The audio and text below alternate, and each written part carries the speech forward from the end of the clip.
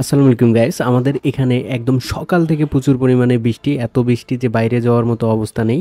তো একটু বৃষ্টি থেমেছিল, বাইরে বের হয়ে দেখি যে কোয়েল পাখির যে খাবারগুলো আছে সেগুলো সবগুলো শেষ হয়ে গেছে। এখন ওরা এমনভাবে করতেছে যে আমার কাছেই খাবার চাচ্ছে, এরকম একটা অবস্থা। আর কোয়েল পাখিদের খাবার না দিলে কিন্তু আপনার একদমই রেজাল্ট ভালো পাবেন না, এটা স্বাভাবিক বিষয়। তো আজকের এই ভিডিওটি করার কারণ একটাই, সেটা হচ্ছে কোন পরিস্থিতিতে থাকেন না কেন আপনাকে অবশ্যই কোয়েল পাখির যে পরিবেশটা সেটা ঠিকঠাক রাখতে হবে এবং খাবারের যে ব্যবস্থাপনাটা আছে সেটা আপনাকে নিয়মিতভাবে দিতে হবে। না হলে কিন্তু আপনার ডিমের পরিমাণ কমে আসবে বা হচ্ছে পাখির কোনো সমস্যা হতে পারে।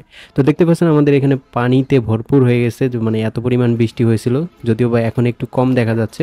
তো আমি সোজাসুজি বেরিয়ে পড়লাম, আমাদের পাশেই বাজার আছে, তো সামনে একটু এগিয়ে দেখলাম যে দোকান খোলা আছে কিনা। তো প্রথমে গেলাম বাজারে, বাজারে গিয়ে দেখলাম যে দোকান খোলা আছে কিন্তু হচ্ছে মানুষ নেই। তো যাই হোক কিছুক্ষণ ওখানে ওয়েট করার পর আবারও চলে আসলো দোকানদার। তো এখান থেকে এই যে দেখতে পাচ্ছেন এখানে লেয়ার লেয়ার যে ওয়ানটা আছে সেটাই শুধু আছে, কোয়েল লেয়ার লেয়ারটা নেই। তো যেহেতু আমাদের একদমই খাবার নাই, তো সে কারণে এই খাবারটাই নিয়ে যাচ্ছি। তো মোটামুটি হচ্ছে 2 কেজির মতো আমি এখানে নিলাম। আর এখানে কেজি বাইরে যেরকম তারা রেখে থাকে, অর্থাৎ হচ্ছে 60 টাকা করে কেজি কিন্তু এখানে নিয়েছে। আর যদিও বা হচ্ছে আমরা যে কোয়েল লেয়ার লেয়ার যেটা দিয়ে থাকি সেটা কিন্তু 1340 বা 50 টাকার মধ্যেই হয়ে যায়। তো দেখেন আমি এখানে দিয়েছি, দেখেন একদম হচ্ছে কি লেভেলে এদের খিদা লেগেছে।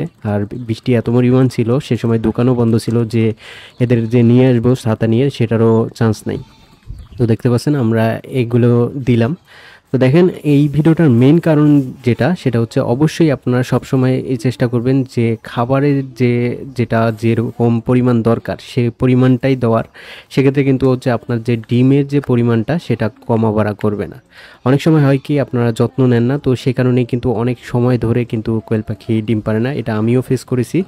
যে কারণে হচ্ছে যে ওই রকম সমস্যার সৃষ্টি যেন না হয় সেক্ষেত্রে আমি একটু সতর্কই থাকি। তো দেখতে পাচ্ছেন আজকে যদিও বা একটু ভুল হয়ে গেছে, যেহেতু বৃষ্টি ছিল, এখানে কারো হাত নেই। তো আমরা আমাদের কোয়েল পাখিগুলোকে মোটামুটি বর্তমানে যেগুলো নতুনভাবে তুলছি বা হচ্ছে যে যেগুলো আগের আছে, তো সবগুলোকে ভালোভাবে টেক কেয়ার করার চেষ্টা করতেছি। আপনাদের যাদের কোয়েল পাখি বাসায় আছে অবশ্যই সময়মতো খাবার দিবেন এবং হচ্ছে পরিবেশ যেটা আছে সেটা ভালোভাবে বজায় রাখার ট্রাই করবেন। আর বিশেষ করে আপনারা যারা পানি এখানে দিয়ে থাকেন, তো সেক্ষেত্রে যদি ওষুধ ইউজ করতে চান, বিশেষ করে যাদের হচ্ছে ডিম পাড়া পাখি আছে, তারা হচ্ছে ইশেল, ক্যালপ্লেক্স, অনেক সময় যদি পাখির একটু সমস্যা মনে হয় সেক্ষেত্রে রেনাসল AD3, তো এই টাইপের ওষুধগুলো ব্যবহার করতে পারেন। সেক্ষেত্রে হচ্ছে কোয়েল পাখির সুস্বাস্থ্য এবং হচ্ছে আপনার ডিম উৎপাদন সব কিছুই কিন্তু ঠিকঠাক থাকবে। তো যাই হোক গাইস, এই ছিল আমাদের আজকের ভিডিও। দেখা হবে নতুন কোনো ভিডিওতে, সে পর্যন্ত সবাই ভালো থাকবেন। আল্লাহ হাফেজ।